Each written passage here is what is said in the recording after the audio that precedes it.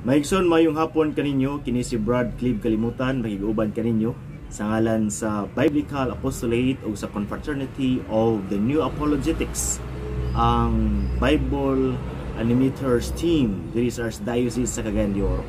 Nining tungura atong ambitan ang mahitungod sa Biblia o sa BEC, no? Basic Ecclesial Community, ug unsay mga punto nini nagipadayag sumala sa balaan nga kasulatan. Nakita nato mismo nga ang whole creation, no? John chapter 1 verses 1 to 3, gi-create pinagi sa Word of God, makigsuonan og ang pulong nahimong tao ug mipuyo uban kanato. But long before ang katawan sa Dios sa Israel, magkatigom sila sa katarungan nga ang pulong sa Ginoo naghatag kanila og kalig-on, kadasig og inspiration. Gani ang pulong nga theopneustos or inspired Word of God sa Hudyo nga lingwahe, nagpasabot sa kining inspiring, but pasabot nga ang pulong sa Dios makaigsuonan makahatag kanato og kadasig, no? Madasigon ka ba sa imong pag-alagad karon? Madasigon ka ba sa imong adlaw-adlaw nga pagkinabuhi? Now gikinahanglan nato ang pulong sa Ginoo nga mohatag nato pinasahi og espesyal nga kadasig makaigsuonan diha sa atong mga gawi, mga buluhaton, isip mga trabante, isip mga estudyante, diha sa matag adlaw o yun man sa mga negosyante, ug labaw sa tanan sa atong pakiguban sa atong mga silingan makigsuonan. Madasigon ba kita uban ini uban sa pulong sa atong Ginoo? Ang Salmo 50:5 nagsulti, matud pa, "Gather my godly ones to me," no? Ang Ginoo nanawagan nga magtigom ang mga Dios nun, mga balaan nga mga tao ngadto sa atong Ginoo. Sa ato ba kini nga gathering dili kini basta-basta, no? Dili kini tiaw-tiaw makigsuonan tungod kay ang Ginoo mo'y nagtawag di ay. Kini din katiguman nato sa BEC, katiguman uban sa atong mga silingan, dili di kini ato-ato lamang nga katiguman, kundi katiguman di kini pinaagi sa tawag sa Ginoo kay ang mga pulong sumala pa sa Biblia nagtawag day kanato makigsuonan nga magkatigom nganha kaniya. So dili ay kini basta-basta nga panagatigom. Timani nga ang Dios nga nagbuhat sa langit ug sa yuta, ang Dios nga tag-iya sa universo, maoy nagpatawag kanato makigsuonan. Muna ang simbahan na malandong nini kanunay sa mga dokumento sa atong simbahan, nagkanayon the church has always venerated the divine scriptures just as she venerates the body of the Lord. Sa ito atong gi-venerate, atong gitahod, girespeto, gipasidunggan ang pulong sa Ginoo makaigsuonan diha sa balaang kasulatan, sama nga atong gipasidunggan pag-ayo ang unod sa atong Ginoong Kristo sa dihang ang pulong nagpakatao. So muna gitagaan kini og comparison, no? Kung ang gitawag to Word of God gisulat nga sa papel, gisulat sa yutan-on paagi diha sa papel, numduman nato nga ang pulong usab sa Dios makigsuonan nahimong tao ug nahimong unod siya nga yutan-on tungod kay tinguha niya nga nakig-uban siya makigsuonan kanimo ug kanako, no? So muna ang tuyo sa Ginoo nga nakig-uban siya makagather kita diha kaniya. So muna nga diha sa ato diha panagtigom sa mga silingan sa Basic Ecclesial Community, ang Ginoo diay, no, miuban kanato ug mipuyo kanato, no? Dili siya from a distance nagatan-aw, gaobserbahan ta unsay atong gabuhaton, but nag-uban siya diha sa atong panagkatigom makigsuonan. Dugang panini ningon ang atong simbahan, for in the sacred books the Father who is in heaven meets his children with greater love and speaks with them. Sa pa ang Ginoo, ang Amahan, nakigistorya kanato iyang mga anak pinaagi sa balaang kasulatan. So munang kung gusto ka nga matud pa dunay tubag sa imong mga pagampo, inigbasa nimo sa balaang kasulatan, ang Ginoo nagtubag na, no? Nagtubag na, doon na siya tubag sa imong mga pagampo. So when you speak and pray, you are speaking and talking to God.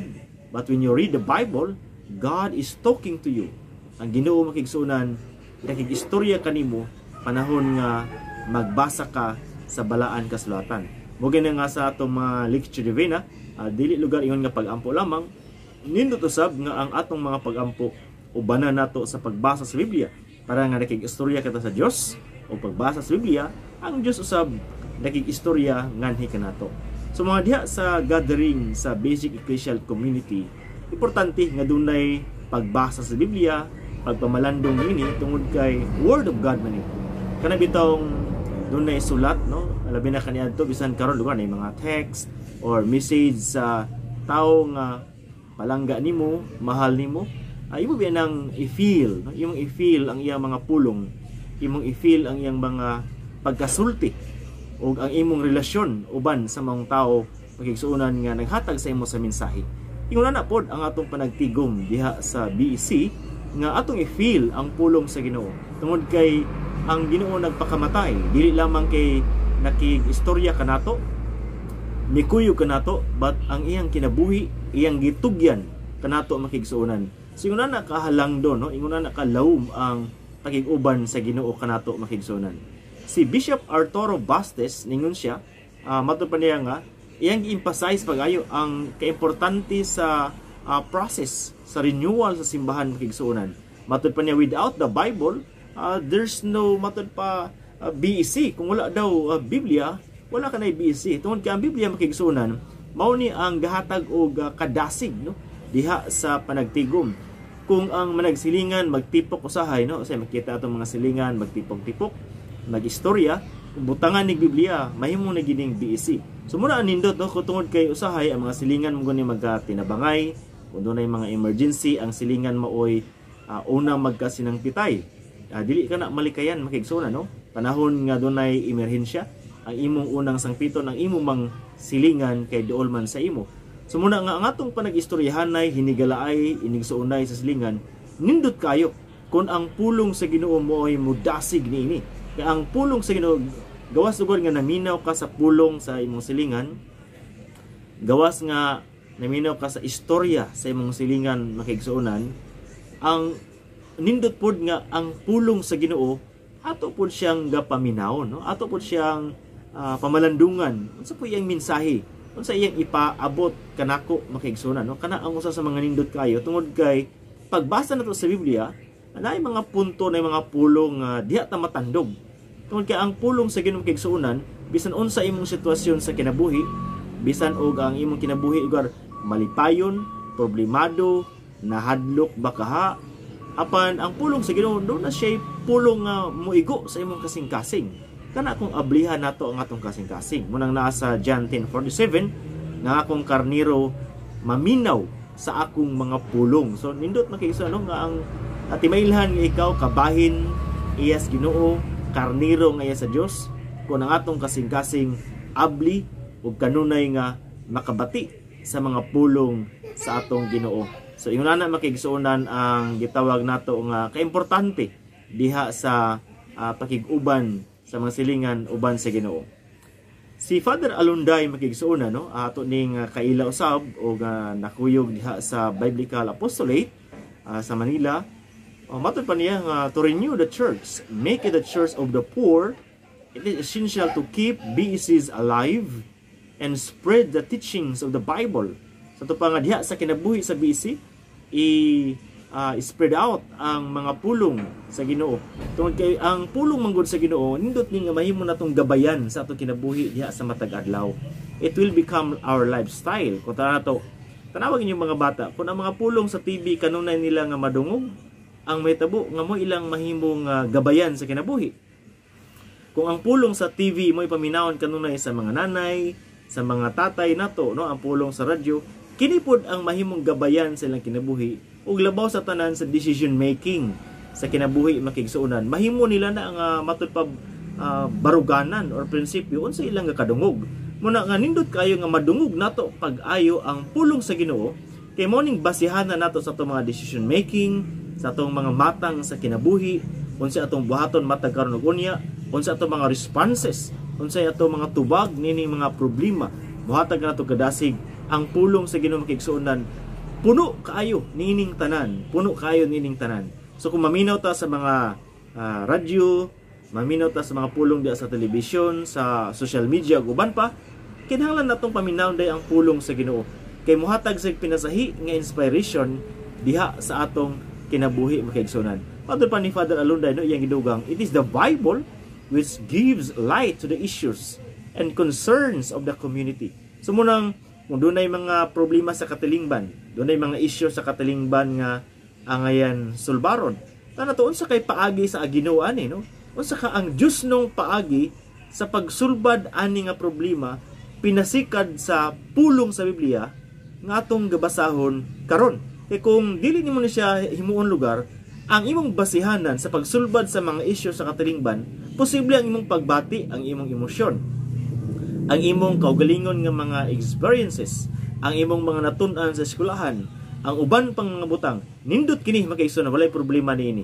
Apan nindot sab nga imo pong tan-awon ang pulong sa Dios kay basin muhatag ni sa imo og pinasahi nga kusog, pinasahi nga kaalam sa pagsulbad sa isyu diha sa katilingban. When the people gather for Bible sharings, they read the text and get to understand the concerns of their community. Makita nila makigsoon nga ang Ginoo day doon na tubag niining problema, issue sa katilingban, doon na day tubag ug mas maalamon nga pamaagi ang Ginoo niini. Sumuni ang gisulti ni Father Alunday, siya kanhi ang secretary sa Episcopal Commission on the Bible Apostolate sa usa kini ka News sa Asia. Iya kining gihatag nga pamahayag mahitungod sa relasyon sa BEC o sa Biblia. Dugang pa, the inspiration of people in small community was the Word of God because of the atmosphere of fear. Yan gitan-aw makigsunan niya itong panahon sa kahadlok, panahon sa kakuyaw, ang pulong sa Ginoo nagdasig. Bisan pa sa panahon sa mga early Christians, gi-persecute sila, gilutos sila makaigsuunan, ang uban kanila dabdaban sa kalayo, himuon nga street light diha panahon sa kagabion, ang uban ilansang sa cross, ibahug sa leon. Pero sa may ilang kusog, kanunay silang magtuki, mangutana unsa man ang pulong sa Dios mahitungod niini. Ug concern kay sila no labi na gid sa pulong sa Ginoong Kristo. Pangitaon nilang pinakamagulang sa ilang katilingban, labi na itong nakawitness pa sa mga apostoles, labi na itong nakawitness pa sa itong Ginoo, kung sa'y pulong sa Ginoo, no, naata sa lisod nga sitwasyon, sama niyong pandemic karon, naata sa lisod nga sitwasyon, naata sa pait nga sitwasyon makaigsuunan, pero unsa may pulong sa Ginoo niini, unsa may ang mensahe niini, unsa di ang gusto buhaton kanato, unsa kay pwede nga mga pangayoon nato nga interventions sa Ginoo ning panahon sa pandemic. Daghan nga mga negosyo ang nasirado, ang uban na apiki, ang uban na alkansi, daghan nawad-an og trabaho, panginabuhian makigsuonan. Makita nato no ang mga batan-on nga naa lang diha sulod sa balay, matud pa nga dili na makagawas ang mga BEC leaders nato, medyo na problemahan kay matud pa dili na magkatigom ang mga silingan makigsuonan, murag mahadlok ta, murag manago ta diha sa atong mga kabalayan.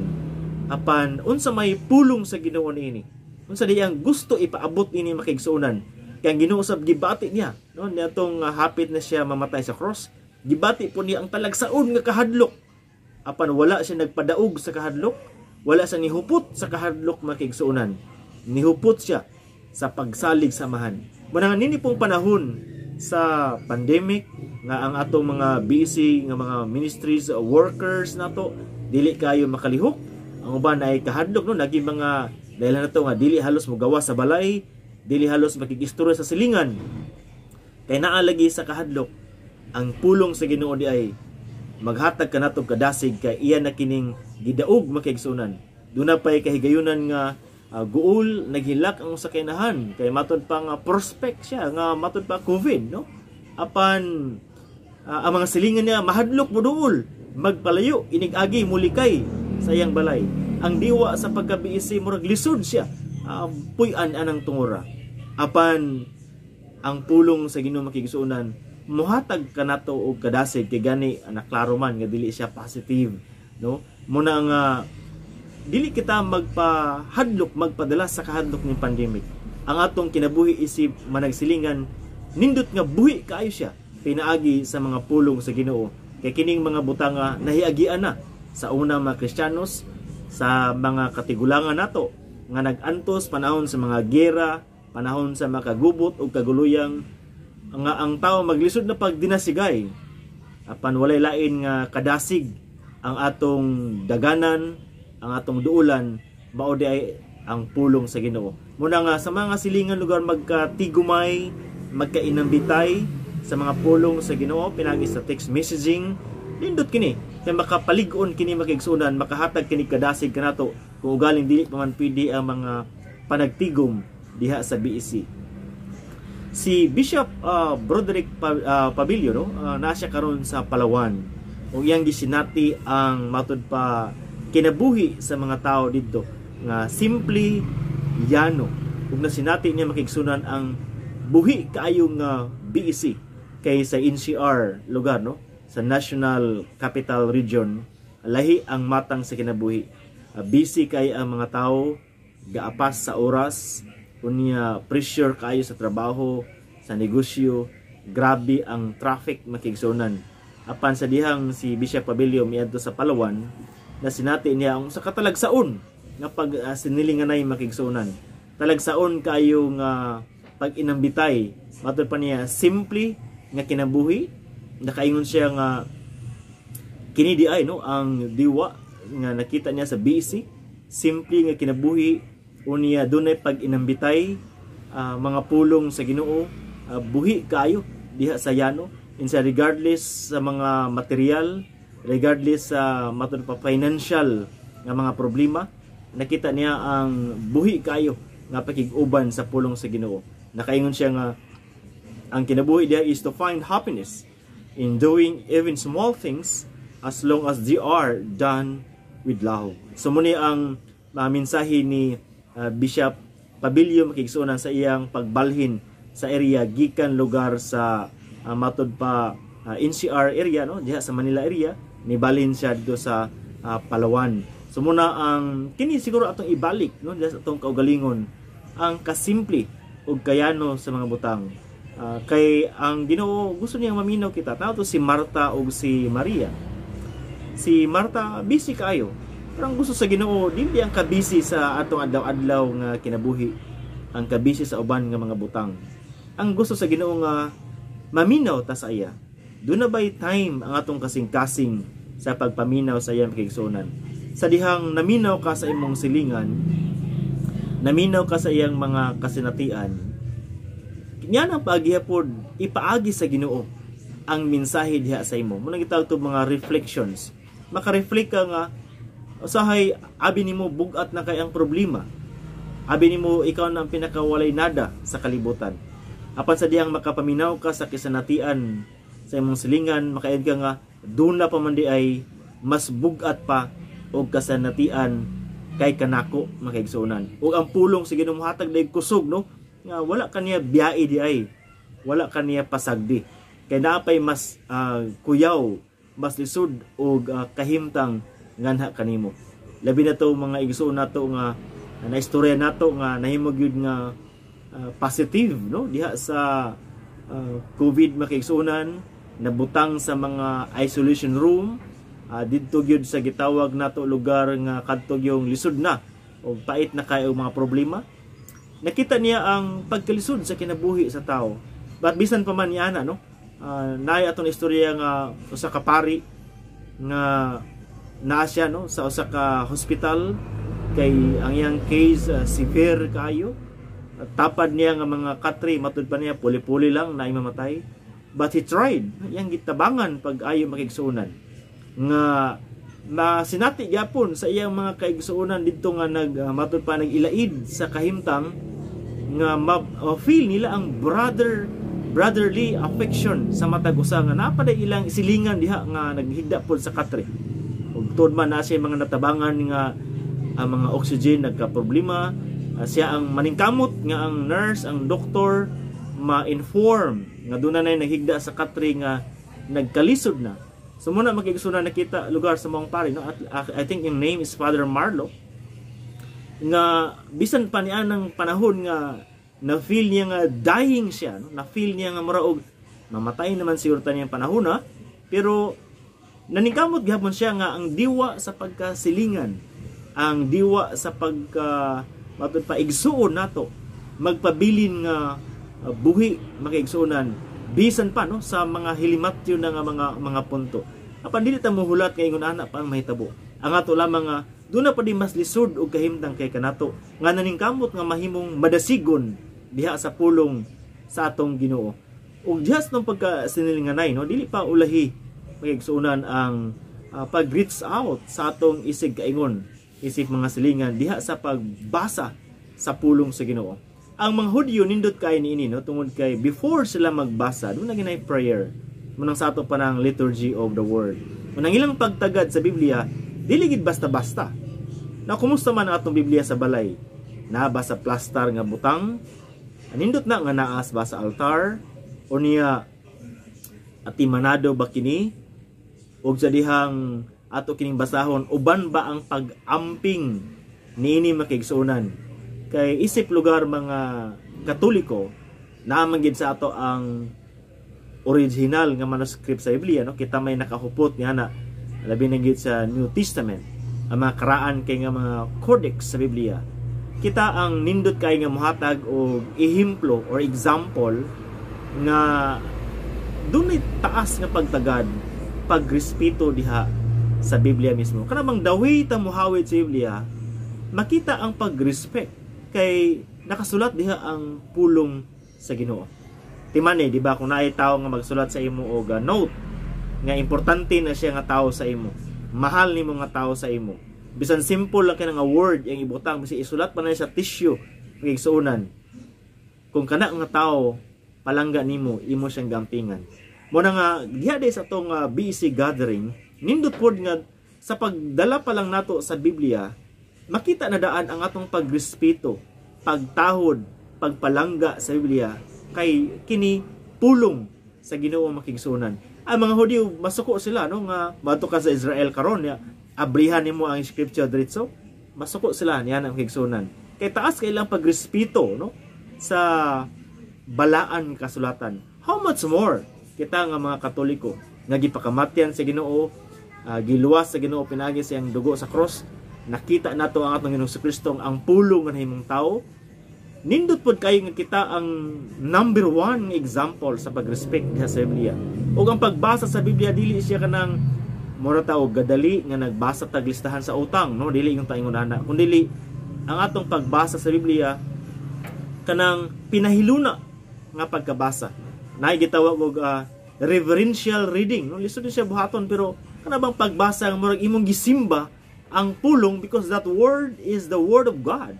Ang pulong mao si Kristo. Kung diha sa atong pagbasa sa gathering sa BC, kung atong pagbasa sa Biblia, mura siya ato nang gisimba ang pulong sa Dios makigsuunan, dunay effect kini diha sa atong kasing-kasing, dunay kini effect diha sa atong mga kauban, ug ang pulong sa Ginoo motuhop. Kung pagbasa nato sa Biblia lugar, dili kay nato hatagan og pagtagad, then mura lang po siya og wala. Kabantay kaniya ng naay salida or istorya sa radyo nga wala kanimo tagda, wa pod siya bili makigsunan. But the moment nga tagaan nato og taas nga pagrespeto, no, taas nga pagrespeto ang Biblia, ang pulong sa Dios, kanang mga butang nga makigsunan motuhop usab diha sa atong kasing-kasing. So muna ang dako kay nga challenge, no, dako kayo nga hagit makigsuunan nga ang pulong sa Ginoo atong paminawon pa kayo, unya doon na rin pag-inambitay, no, pag-reflect diha sa kaugalingon sa pulong sa Dios. Unsa may mensahe sa Dios nining akong kahimtang karon, no? Asa ka nga part sa readings nga natandog ko. Nya nganong natandog ko niini? Muna yung prinsipyo sa lectio divina. Unsay akong kasinatian ni atong niaging semana? Anong natandog ko niini nga pulong sa Ginoo? So nenang tunguran makigsuunan imo ding ma-reflect nga niadtong mga pulong nga imo natandog ka, doon na dito siya ay matod nato nga kalambigitan sa mga nanghitabo kanimo sa niaging mga adlaw. Singon ana ka nindot ang mahitabo nga reflection ini. At the same time kini nga pulong mahimo nimong kadasig diha sa next nimo nga semana makigsuunan. Next nimo nga mga adlaw, mahimo po nimo siya kadasig nga mga pulong. So kanang pulong sa Ginoo mahimo dayon nga prinsipyo kanunay sa mga nahuna og kasing-kasing, ug mahimo nimong gabayan diha sa matag adlaw. Kay kung wala ni siya nga portion, ang pangutana karon, unsa man nga pulong ang gakahimo nimong kadasig sa matag adlaw? Katubang kasuko, pagmahay, kahadlok, kabalaka, pwede nga mo'y musulod sa atong hunahuna. Pero kung ang pulong sa Ginoo naa sa atong hunahuna, nasa atong kasing-kasing, mo po di atong mahimo nga kadasig o kusog. O remember, ang pulong sa Ginoo gamhanan, makigsuonan. Mo change ni sa daghan nga mga butang because this is the Lord. Jesus Christ is the Word of God. Sa tabak sa diha ang pulong sa Ginoo mo imong huptan sa imong nahuna o imong kasing-kasing, it will become a power within us. Nga mohatag nimo kadasig makigsuonan sa pag-atubang sa next sa nimo nga mga adlaw. O kini nga kadasig nga imong masinati, nindot ni nga atong maambitan, ma-share diha sa atong mga silingan. Muna nga ang Ginoo ningon sa Matthew 18, no? Versikulo 20, ningon siya, where 2 or 3 have gathered together in my name, I am in their midst. Nako sa ilang taliwala, kung ang duha na lang mo sa imong silingan na bilin, duha lang sa BC na gathering, magkatigo mo, ningon na Ginoo nga naa siya, dili mo duha, na tulo mo. Kaya ang Ginoo naa sa inyong taliwala. Naminaw siya kanimo. Kung naminaw ka sa pulong sa Ginoo, then God is also listening to you. Naminaw po siya unsa may mga longingness diha sa imong kasing-kasing. Unsa may mga hagaw-haw diha sa imong mga pagbati makigsuonan. Ang Ginoo di ay naminaw pod kanimo panahon diha sa sharing. Dako ni nga challenge, no? Dako ni nga challenge kay usahay na may naka-experience nga medyo madry ang atong panagatigom sa BEC makigsuonan. Then we have to revive and continue, no? Ato na ipadayon ang atong panagkatigom. Kaya kung mo surrender ta, wala na mahitabo. Pil din natang tanan kung mo surrender ta. But we have to continue. Mupadayon ta bisan sa murag laay naman kay Brad, no? Ang among panagkatigom murag wala na may kadasig, ka-action na magliniba kay ayaw, no?